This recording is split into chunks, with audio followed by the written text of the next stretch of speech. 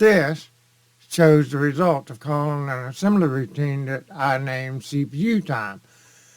The routine had been called dynamically and statically. The first two sets of numbers are invoking CPU time dynamically using the call variable format. The end time on line 12 is 133,000 microseconds of CPU has been used by the program so far. That is about 13/100th of a second. The values being returned by CPU time when invoked dynamically are valid. The values for the static call, those are crazy invalid. The number returned for line 18 is 4.9 trillion, crazy big, and invalid. It resulted in an overflow of the different field. The different field on line 20 was formatted to handle one less than a trillion. The question that this video answers is, why does a static call to a module named CPU time get the wrong result? This is dinosaur parkour, faster, better mainframe programming. When one is naming something as generic as CPU time, it is a good idea to make sure that the name does not already exist. I did this. TSO ISRDDN, that invokes a research debugging utility provided by IBM. It shows the data sets allocated to my TSO session.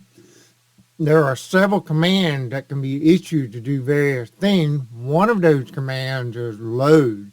I typed load CPU time on the command line and pressed enter.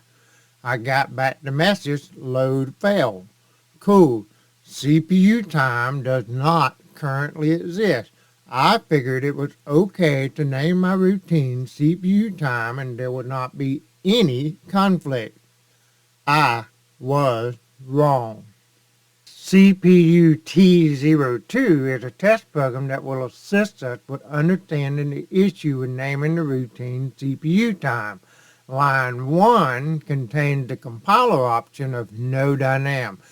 This is important because it instructs the compiler to call literals as static calls. On line 10 and 11, the comments mention two program names. The programs are the same except for the name. I'm going to recursively edit CPU time. Now it is time to compare this code with Z CPU time. Press enter. The dashes over line numbers 2, 3, and 4 are line from Z CPU time that are different from what is coded in CPU time. The name has changed. Paging down, we see another change on line 36, also a name change. Page down again, no changes for line 41 to 62. Page down a final time to reach the end of this source. Line 64 shows that the name was changed to be Z CPU time and the member Z CPU time. Press PF3 and we'll return to our COBOL test member. This program is going to call both CPU time and Z CPU time statically. I'm going to map to the bottom, M on the command line, and press PF8. The paragraph named show call result calls Z CPU time on line 54 and displays the return code and time on line 55. Line 59 and 60 do the same thing for the routine name CPU time. Line 62 prints the blank line. This shows the main line. The show call result paragraph is performed 3 times. Once at the start of the procedure division, line 34 through 36 is a loop that burns some CPU cycles by calling another program 2.5 million times. Line 37 and 38 called a show call result paragraph again, burned to more CPU cycles on line 41 through 43, followed by the show results paragraph being performed just before the go back. Time to run this program. Here is the test job in SDSF. Question mark to expand the job. Select the JS message log and the sysout DD for the why bad step. The program ended with a return code of 3096. The expected return codes are 0, 8, or 12. This does not make any sense. Press PF3. This is the sysout. Those are the displays coded in the test program. At the start of the procedure division, Z CPU time has used 2,162 microseconds. That makes sense to me. The system loaded the program. Enterprise COBOL needs the language environment, so that is created, and then the working storage is acquired and initialized. All of that uses some CPU, and Z CPU time reported some CPU usage. That makes sense. Those static calls to CPU time ended with a return code of 3096 and no CPU time. That does not make sense. Look at call number 2, 63,000 microseconds of CPU usage reported by Z CPU time. That 2.5 million loop prior to the display burned some CPU cycles.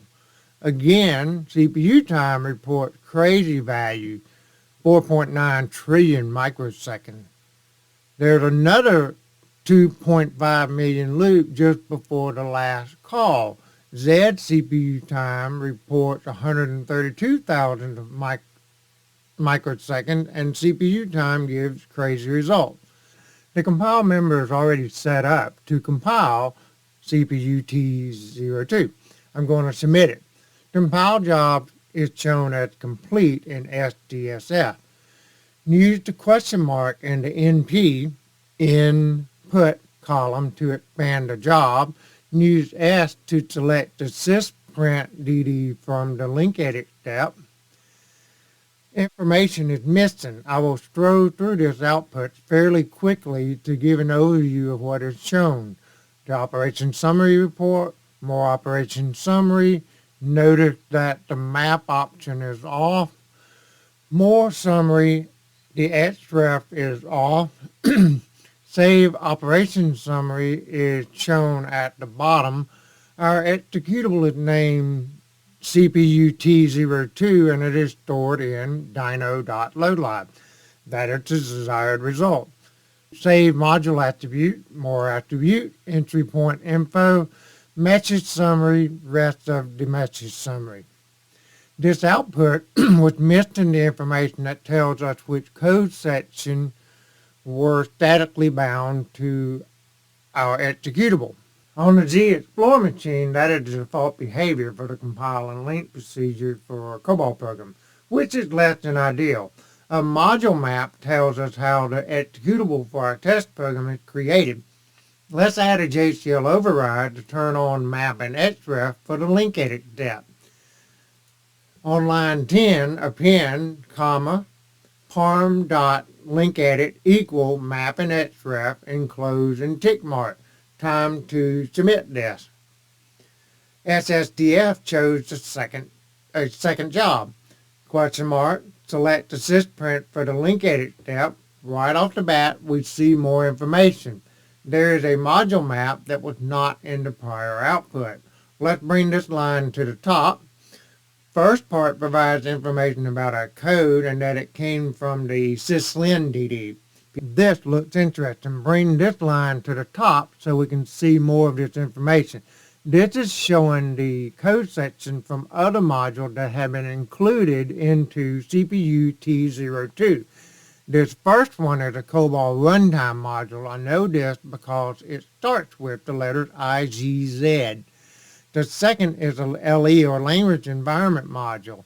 The last one is very interesting because the source column tells me that AFH code section is part of a member named CPUTIME, and that CPUTIME came from the second library of the syslib concatenation.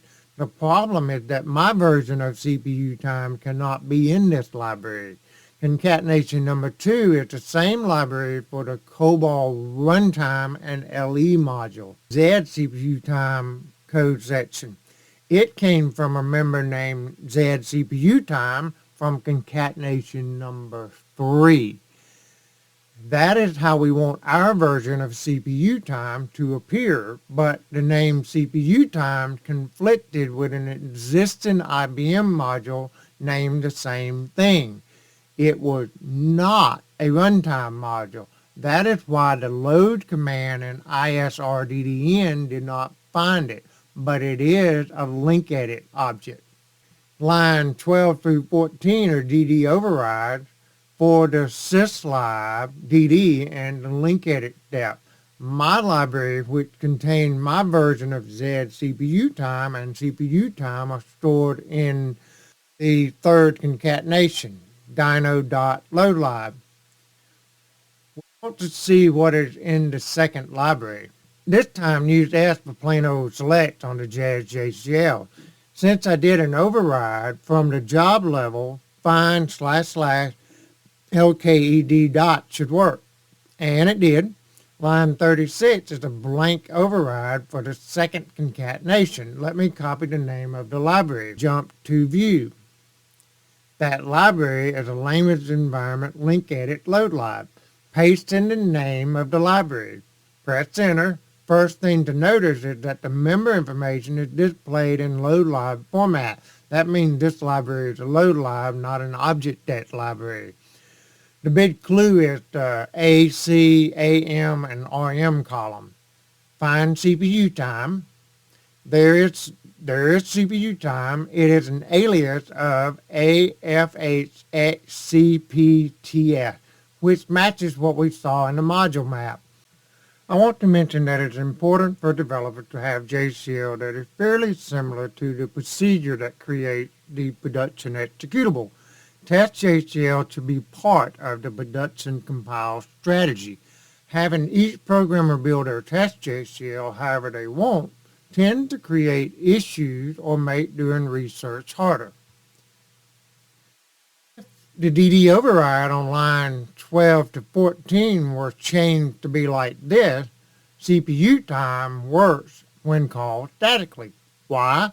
Because my version of CPU time in Dino Load Lib is at the beginning of the concatenation before the language environment libraries allowing the binder to find it. If I hadn't used this JCL, I might not have discovered a naming conflict, which I wanted to avoid. Due to the differences between test JCL and production JCL, you might be led in the wrong direction. When I asked for ideas on LinkedIn, one of the people that responded got CPU time to work as a static call because his shop, the compiled JCL, had a syslib configured similar to this. The application load libraries were listed before the IBM library, which is the opposite of how my prior shop did it. This video is basically a recreation of how I solved the mystery of why the static call to CPU time did not work. I asked for help on 3 or 4 mainframe platforms and in the prior video about my issue with calling CPU time statically. One of the responses I got came from Peter. Peter suggested that I look at the module map from the link edit step. Thank you for your suggestion, Peter. Mystery solved.